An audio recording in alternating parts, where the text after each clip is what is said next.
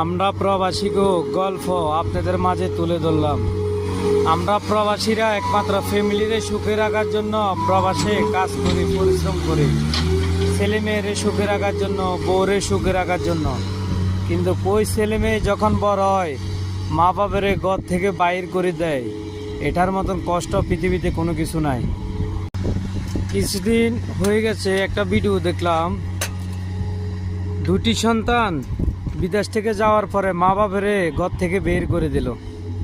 কিন্তু যখন এগুলো দেখি মনে অনেক কষ্ট লাগে, বুঝছেন?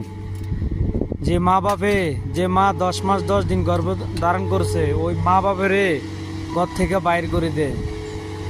এসব কুলাঙ্কার ছেলেদেরকে আইনের আওতা আনে বিচার করা দরকার। মানে আমি একজন প্রবাসী হিসাবে আমার